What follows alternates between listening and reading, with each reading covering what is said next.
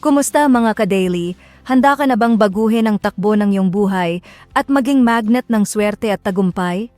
Ngayong araw, hihimayin natin ang mga makapangyarihang prinsipyo ni Napoleon Hill na inangkop natin sa realidad nating mga Pinoy para makuha ang aura ng tunay na kayamanan. Hindi ito tungkol sa magic, kundi sa tamang mindset at action na magpapabago sa iyong financial status. Siguraduhin na tatapusin mo ang buong video na ito dahil sa huling bahagi ay tatalakayin natin ang pinakamahalagang impormasyon at aral na magsisilbing susi para maging permanente ang iyong pag-asenso. Huwag kukurap dahil ang iyong journey patungo sa wealth ay nagsisimula na ngayon. Bago natin simulan, paki-like naman ang video natin ito dahil malaking tulong na po yan sa mga content creator na kagaya namin. Maraming salamat po. Aral 1. Ang tunay na sekreto ng mindset na may direksyon. Ang aura ng kayamanan ay hindi isang bagay na bigla na lang lulutang sa paligid mo nang walang dahilan dahil ito ay nagsisimula sa sobrang linaw na plano sa loob ng iyong isip. Ayon sa turo ni Napoleon Hill, ang pangunahing dahilan kung bakit maraming masisipag na Pinoy ang hindi umaasenso ay dahil sa tinatawag na vague goals o yung mga pangarap na walang hugis at sukat. Kapag sinabi mong gusto mo lang yumaman o gusto mo lang magkaroon ng maraming pera, hindi alam ng utak mo kung anong direksyon ang tatahakin nito kaya nauuwi ka sa pagiging pagod pero walang nararating. Para mabago ang iyong aura, kailangan mong maging specific at itanim sa iyong subconscious mind ang eksaktong vision ng tagumpay na gusto mong makamit sa buhay. Hindi sapat ang basta mangarap lang habang nakatingala sa langit, kundi kailangan mong lagyan ng konkretong detalye ang bawat aspeto ng iyong financial goals para maging magnet ka ng mga tamang oportunidad.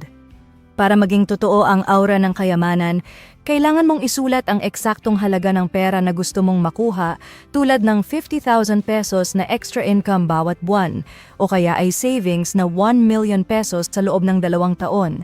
Sa paggawa nito, binibigyan mo ng malinaw na utos ang iyong isip na maghanap ng paraan para maabot ang numerong iyon sa halip na mag-abang lang ng swerte o balato. Isulat mo ito sa isang papel o ilagay mo bilang wallpaper sa iyong cellphone para kahit anong mangyari ay nakatitig sa iyo ang target mo araw-araw at hindi mo makalimutan ang iyong misyon. Kapag malinaw ang numero sa isip mo, nagbabago ang boses mo at ang paraan ng pakikitungo mo sa ibang tao dahil alam mo na mayroon kang hinahabol na deadline. Ang taong may malinaw na target ay may aura ng kumpiyansa na madaling mapansin ng mga kliyente, boss, o business partners na makakatulong sa kanyang pag-unlad. Isa pang mahalagang bahagi ng aral na ito ay ang pagtanggap sa katotohanan na walang bagay na makukuha ng libre o yung tinatawag na something for nothing rule. Kailangan mong maging tapat sa sarili mo at itanong kung ano ang handa mong ibigay kapalit ng kayamanan na hinihiling mo dahil ang universe ay laging naghahanap ng balansing palitan. Maaring ang ibabayad mo ay ang iyong oras para mag-aral ng bagong skills pagkatapos ng trabaho o kaya ay ang disiplina na bawasan ang labis na pag-scroll sa social media para makapag-focus sa iyong side hustle. Kapag malinaw sa iyo ang sakripisyo na kailangan mong gawin, nagiging mas solid ang iyong aura dahil alam mo na binabayaran mo ang presyo ng iyong tagumpay. Hindi ka naaasa sa shortcut o sa mga scam na pangako ng mabilis na yaman dahil alam mo na ang tunay na kasaganaan ay dumaan sa proseso ng pagbibigay ng value bago ang kapalit na kita.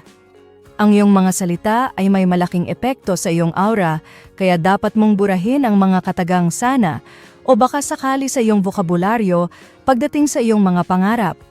Palitan mo ito ng mga salitang gagawa ako ng paraan o mangyayari ito dahil ang determinasyon ay ang gasolina na nagpapatakbo sa prinsipyo ni Napoleon Hill tungkol sa definiteness of purpose. Tuwing umaga bago ka lumabas ng bahay o humarap sa iyong mga kasama, magkaroon ka ng sandali para sa iyong daily affirmation kung saan dinedeclare mo na karapat-dapat ka sa kasaganaan.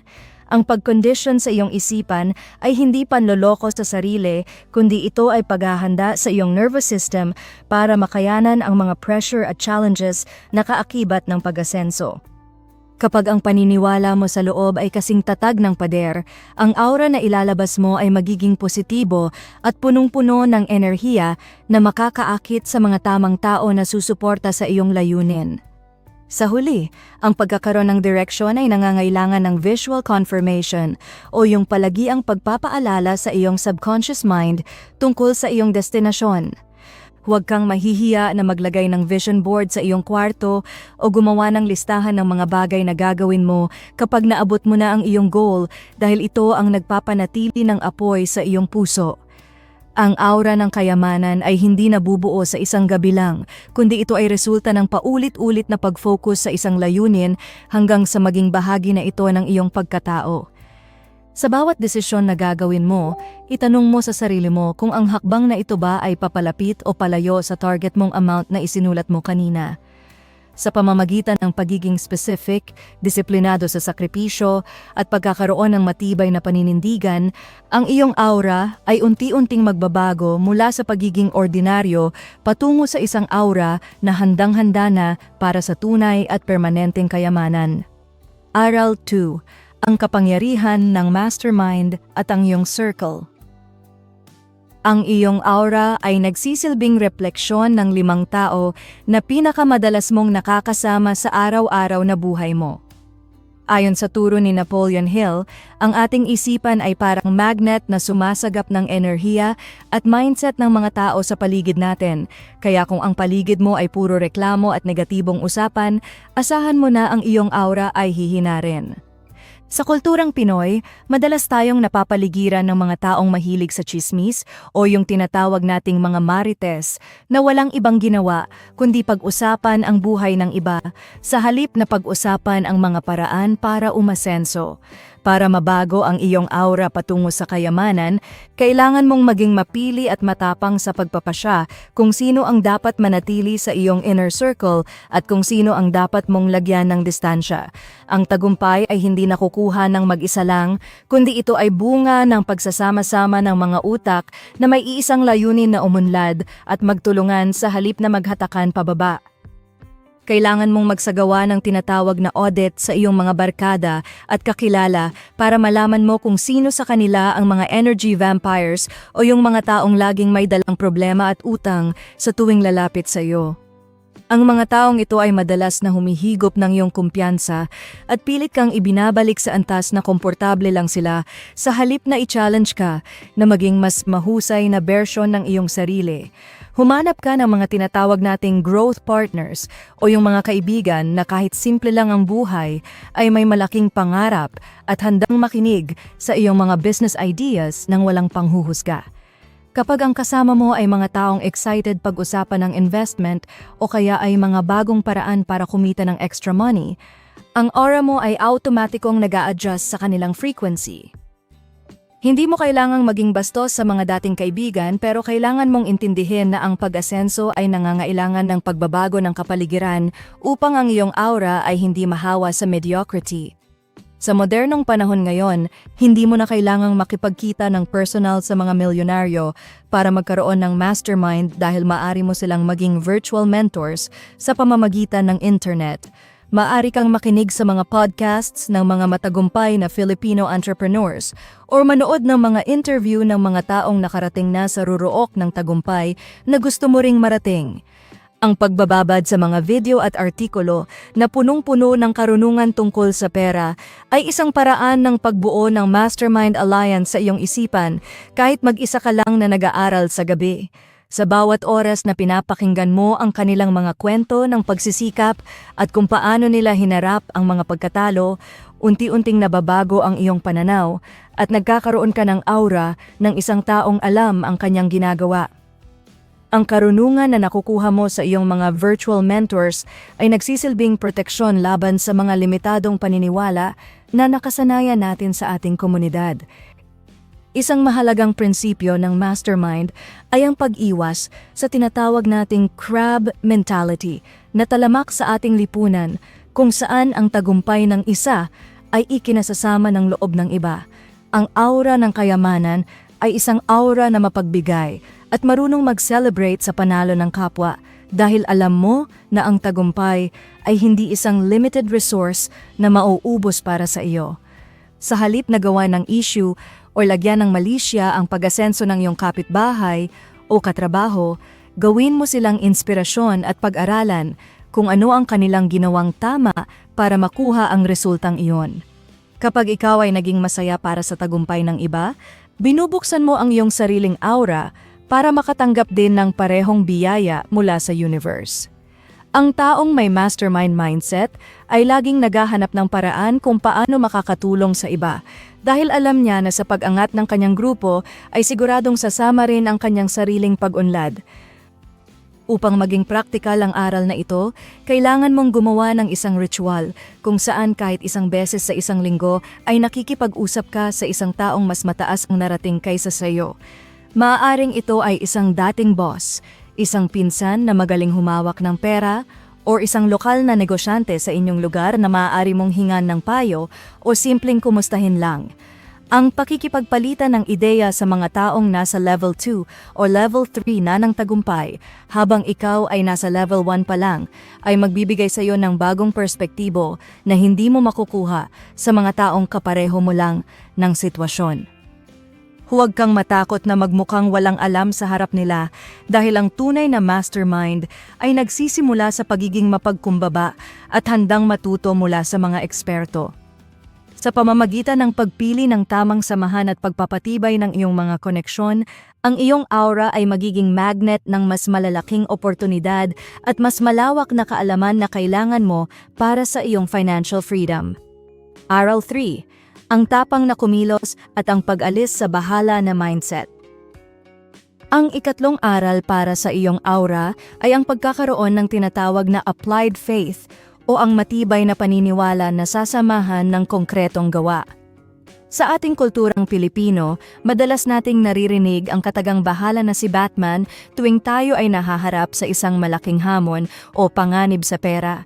Pero ang tunay na aura ng kayamanan ay hindi umaasa sa tsamba o sa swerte lang, kundi ito ay nagmumula sa pagtitiwala na kapag ginawa mo ang iyong parte, ang resulta ay siguradong susunod.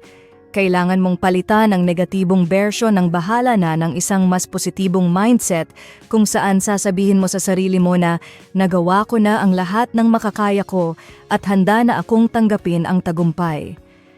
Ang aura ng isang taong may applied faith ay kalmado pero determinado dahil alam niya na ang bawat kilos niya ay may patutunguhan at hindi nasasayang ang kanyang pagod. Para maging magnet ka ng swerte, kailangan mong sanayin ang sarili mo sa paggawa ng tinatawag na extra mile o ang pagbibigay ng higit pa sa inaasahan sa iyo. Kung ang bayad sa iyo sa iyong trabaho o serbisyo ay para sa 8 hours lang, subukan mong magpakita ng value na para bang binabayaran ka para sa 10 hours na trabaho. Ang aura ng isang tao na laging nagbibigay ng extra effort ay sobrang daling mapansin ng mga boss, kliyente at pati na ng mismong tadhana dahil kakaunti lang ang gumagawa nito.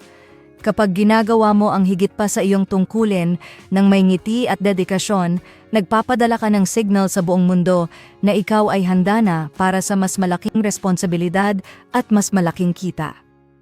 Ito ay isang practical na paraan para mapalakas ang iyong aura dahil ang mga tao ay mas gustong makipagtransaksyon sa mga taong lumalampas sa expectations kaysa sa mga taong sakto lang ang ginagawa. Kailangan mo ring harapin ang takot sa pintas o ang pangamba na baka pagtawanan ka ng iyong mga kakilala kapag nagsimula ka ng bagong business or sideline. Maraming Pinoy ang hindi nakakaalis sa hirap dahil mas inuuna nila ang iisipin ng ibang tao kaysa sa kinabukasan ng kanilang sariling pamilya. Ayon kay Napoleon Hill, ang kritisismo ay isang lason na sumisira sa iyong aura, kaya kailangan mong matutunang maging bingi sa mga taong hindi naman nakakatulong sa iyong mga pangarap. Ang iyong aura ay dapat maging parang isang shield na hindi tinatabla ng mga negatibong komento ng mga taong duwag din namang sumubok sa buhay. Tandaan mo na ang mga taong pumipintas sa iyo ay madalas na sila rin ang mga taong walang nararating, kaya bakit ka magpapaapekto sa kanilang opinyon kung ang target mo ay ang pag-asenso?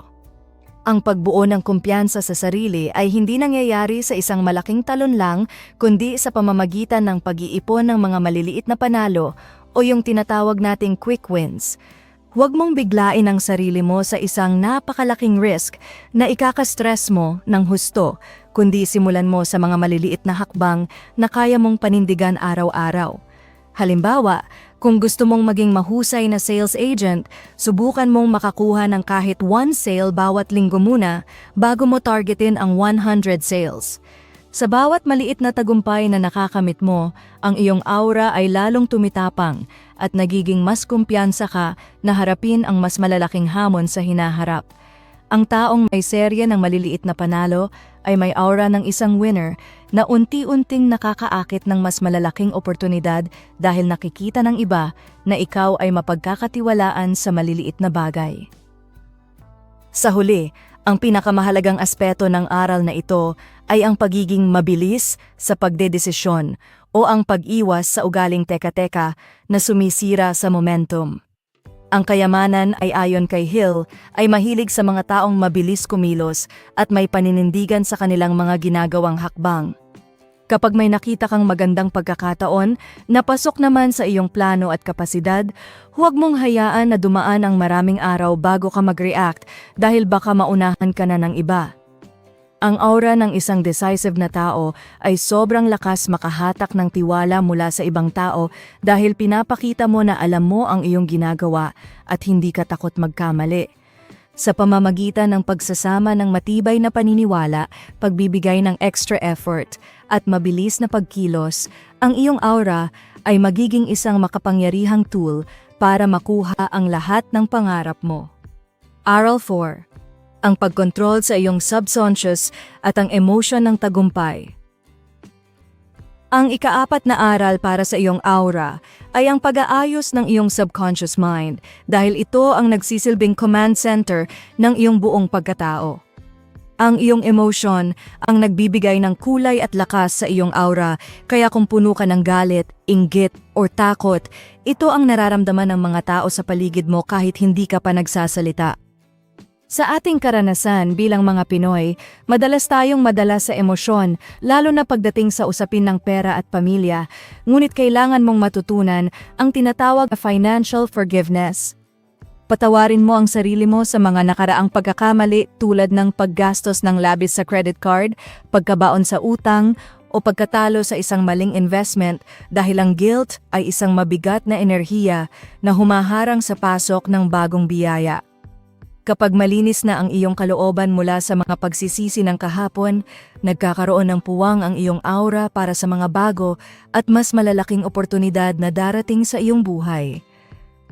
Ang isang napaka-epektibong paraan para ma-reprogram ang iyong isip ay ang paggamit ng autosuggestion tuwing bago ka matulog sa gabi.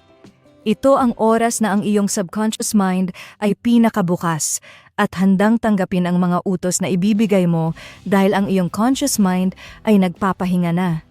Habang nakahiga at nararamdaman mo na ang antok, isipin mo ng malinaw na hawak mo na ang target mong halaga tulad ng 100,000 pesos o anuman ang iyong goals na buhay.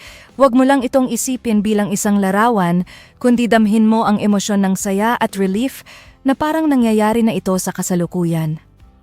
Ang pag-uulit ng prosesong ito gabi-gabi ay unti-unting nagbabago sa iyong panloob na paniniwala hanggang sa maging natural na bahagi na ito ng iyong aura na mapapansin ng ibang tao sa iyong araw-araw na kilos.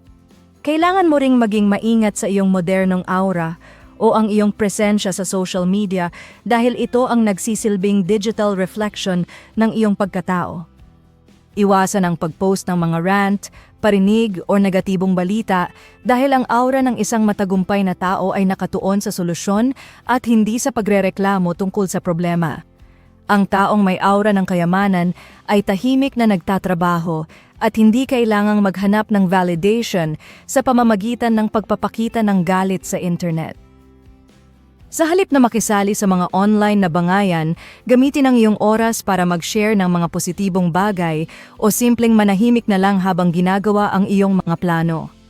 Kapag ang iyong digital footprint ay malinis at puno ng inspirasyon, mas magiging madali para sa mga potential business partners o clients na magtiwala sa iyong kakayahan at aura. Ang emosyon ng tagumpay ay dapat mong dalhin kahit sa paraan ng iyong pananamit at pagdala sa sarili sa publiko.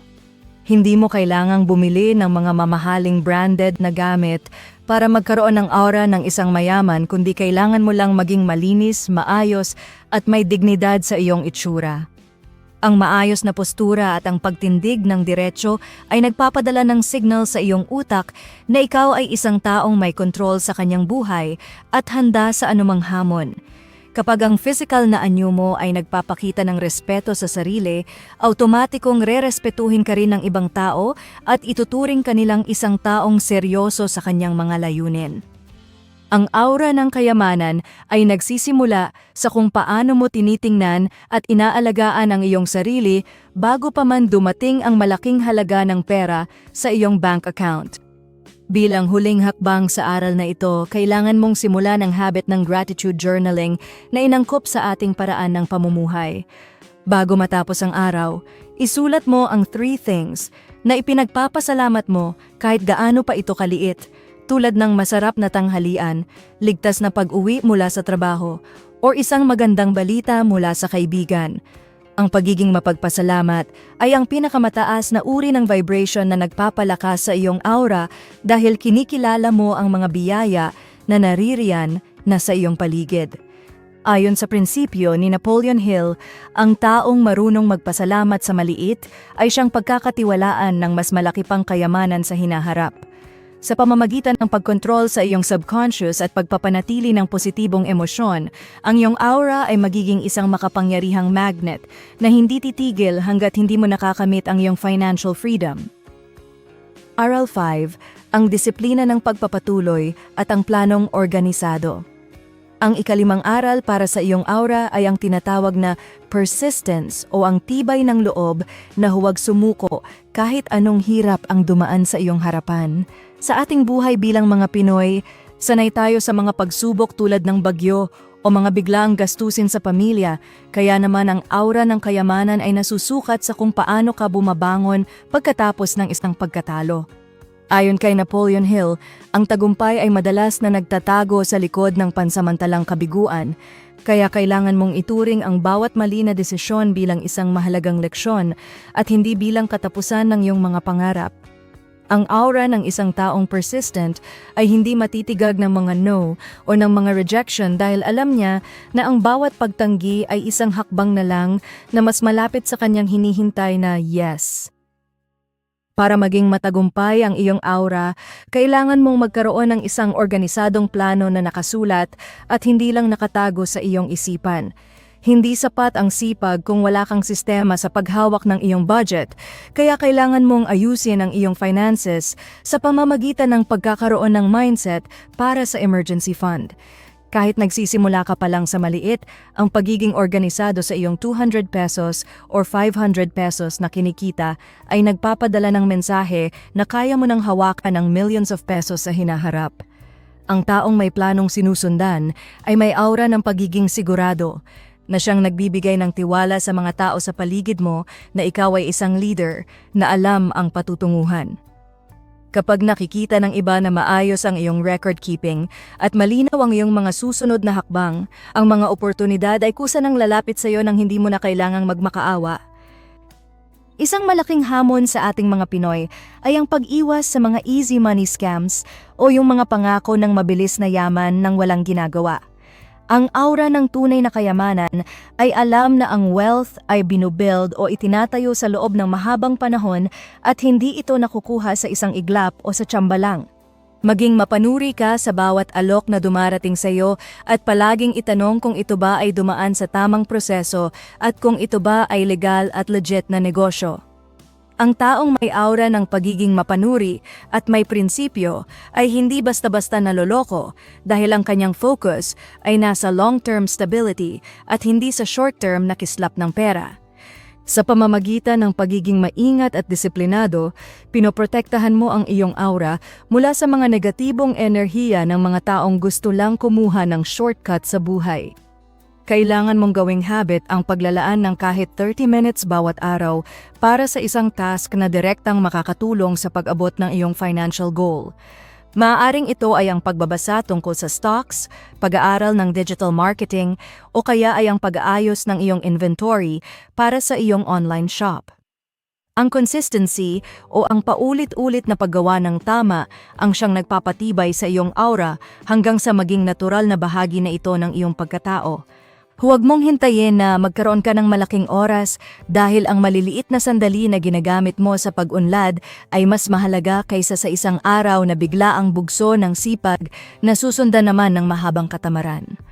Ang aura ng isang taong disiplinado ay tahimik pero malakas ang dating dahil nakikita sa kanyang resulta ang bunga ng kanyang araw-araw na pagsisikap. Bilang huling paalala, kailangan mong magkaroon ng regular na re-evaluation ng iyong mga plano sa bawat katapusan ng buwan. Kung sa tingin mo ay hindi gumagana ang kasalukuyan mong strategy, huwag kang matakot na palitan ang iyong paraan pero huwag na huwag mong papalitan ang iyong goal. Ang aura ng kayamanan ay flexible o marunong mag-adjust sa sitwasyon pero nananatiling nakatitig sa premyo sa dulo ng karera. Sa pamamagitan ng pagsasama ng persistence, organisadong plano at tamang pagbabantay sa iyong progreso, ang iyong aura ay magiging kasing tatag ng bakal na hindi kayang buwagin ng anumang krisis. Manatiling tapat sa iyong misyon bilang isang ka-daily at siguradong ang kayamanan na iyong pinapangarap ay magiging realidad sa tamang panahon at pagkakataon.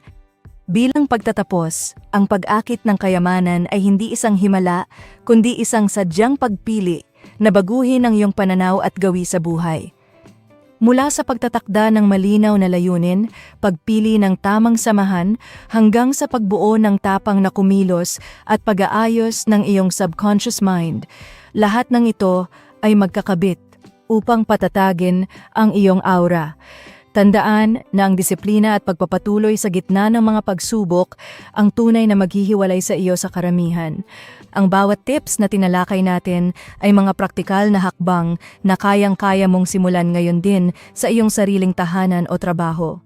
Huwag mong hayaang manatili lang itong kaalaman. Gawin itong inspirasyon para magbago ng buhay.